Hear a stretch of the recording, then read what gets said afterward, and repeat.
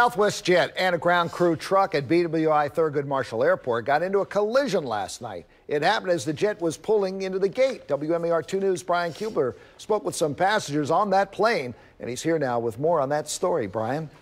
Jamie, Southwest Flight 6263 from Fort Lauderdale to Baltimore was already delayed by an hour, and as it pulled up to this destination here in Baltimore, it was delayed yet again. Zarina Smith and her boyfriend were just returning from a quick getaway to Florida. The weather helped delay what was a very bumpy flight, they say.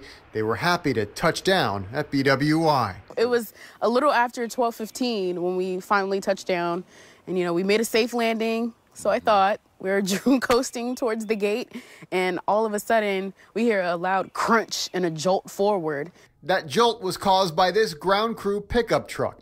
It was hard to see out the window, but Smith did see a bunch of emergency vehicles and the tail end of that truck before the plane was shut down, and an announcement came over from the flight crew. Again, there will be a slight delay, not more than hopefully 15 to 20 minutes, ladies and gentlemen. I do apologize. It should be shorter than that. Smith fired up her phone to take this video. Eventually, all passengers were deplaned. On their way out, they got a good look at the truck and say a piece of the plane was on the ground as well.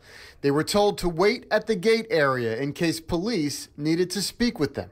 Now all of us are in the crime scene. Smith says they were at the gate for another hour before Southwest eventually told everyone they could leave. None of the more than 170 passengers were injured, but with the last couple of Southwest incidents fresh in their minds, Smith and her boyfriend have slightly more frayed nerves. It's just the whole stigma of what's been going on with their planes. And when I got on the plane, I was like, Lord, just take us home safely. Yeah. And when we landed, it was like a sigh of relief that we were on the ground. Until we heard the crunch. And then we heard the crunch like, oh, what could this be? Meanwhile, the National Transportation Safety Board says it is currently gathering information on the incident to determine whether or not they will investigate. Southwest says it has taken that aircraft out of service while it completes its own investigation. No word yet on the condition of the ground vehicle driver or what may have led to this collision.